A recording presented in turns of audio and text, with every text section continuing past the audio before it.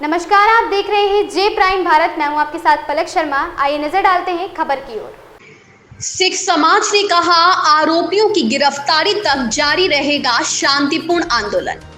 रायपुरवा थाना अंतर्गत बीते दिनों भाजपा पार्षद पति द्वारा मेडिकल स्टोर संचालक अमोलदीप भाटिया को मरणासन करने के बाद पुलिस द्वारा की जा रही कार्यवाही से पीड़ित परिवार और उनके समर्थक संतुष्ट हैं।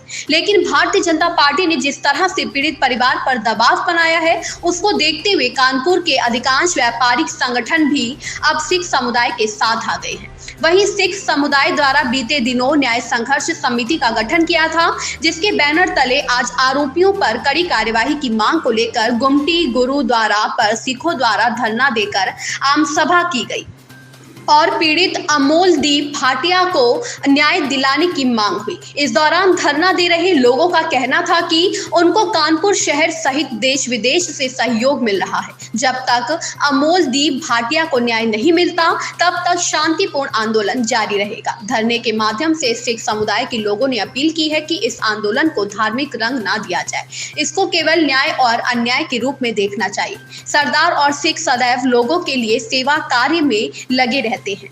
कानपुर से संवाददाता सुजीत कुमार की रिपोर्ट। अपना परिचय दें। मैं मक्खन सिंह, जनरल सेक्रेटरी कश्मीर सशस्त्र दल। ये जो घटनाक्रम आप सब जानते हैं, विगत 24 तारीख को कुछ व्यक्तियों द्वारा जो एक बहुत जघन्य कांड किया गया है सरदार अमोलदीप सिंह के साथ, उनको इतने बेरहमी से पीटा गया कि उनकी एक आँख चली गई है और दूसरी आँख की भी रोशनी लगभग 70% जा चुकी है, जिसके लिए उनको न्याय दिलाने के लिए माननीय योगी आदित्यनाथ जी बहुत सहयोग कर रहे हैं। कानपुर का पुलिस प्रशासन कमिश्नर साहब ने बहुत आश्वासन दिया है कि हर हाल में उन अराजक तत्वों की गिरफ्तारी की जाएगी।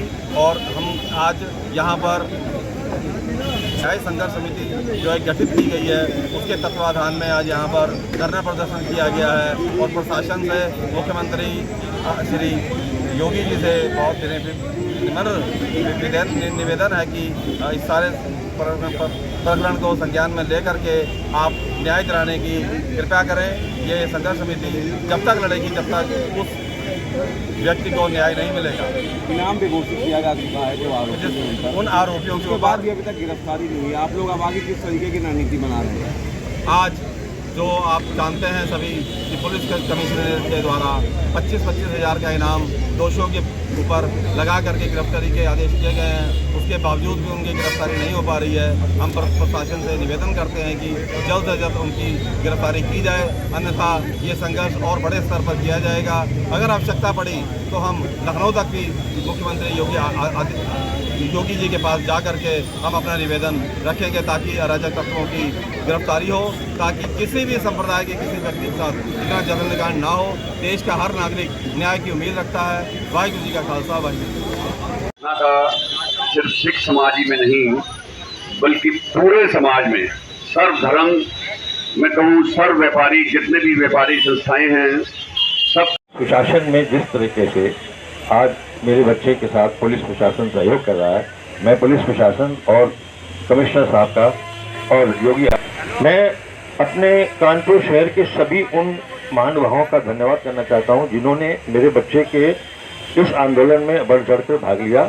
सभी व्यापार मंडल, दवा व्यापार मंडल और जितने भी हमारे शहर के जत्थेदारियां हैं, मैं उन सबका धन्यवाद करता हूं कि उन्होंने इस तरह से हमारे बच्चे के साथ अपने कदम मिला करके उसके साथ न्याय दिलाने के लिए आगे बढ़े हैं।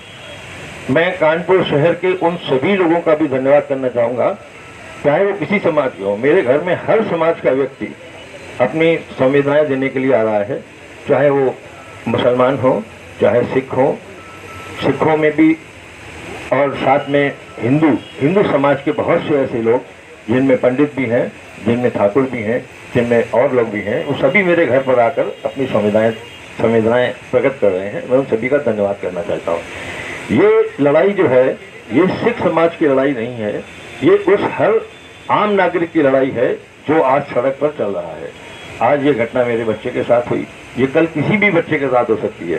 तो मेरी ईश्वर से प्रार्थना है कि प्रशासन इस चीज़ के ऊपर बहुत सख्ती करे और आगे किसी भी बच्चे के साथ इस तरह का कोई घटना ना हो, ताकि उसको अपना जीवन व्यर्थ करना पड़े। आज मेरे बच्चे के साथ जो हालत है, मुझे देख के बड़ा दुख होता है कि इतनी बड़ी उम्र है उसकी, वो आगे कैसे अपने जीवन को यापन करेगा। उसकी आंखों में दिखना बंद हो गया। किसी व्यक्ति को आप मार दीजिए, एक बार में मर जाता है, लेकिन किसी व्यक्ति की आंखें खत्म कर दीजिए तो रोज मरता है। वो बच्चा रोज मरेगा, इसके लिए मुझे दुख है। लेकिन साथ में मुझे इस बात का भी खुशी है कि पूरा समाज मेरे साथ खड़ा है, पूरा सहयोग दे करके इस आंदोलन को आगे बढ़ाकर। और साथ ही मैं पुलिस प्रशासन को फिर एक बार धन्यवाद देता हूँ कि उन्होंने बहुत ही अच्छा सहयोग किया। राज्य की सरकार जो है वो इसके ऊपर बहुत ही कठोर कार्रवाई करते हुए मेरे परिवार को न्याय दिलाएगी। धन्यवाद।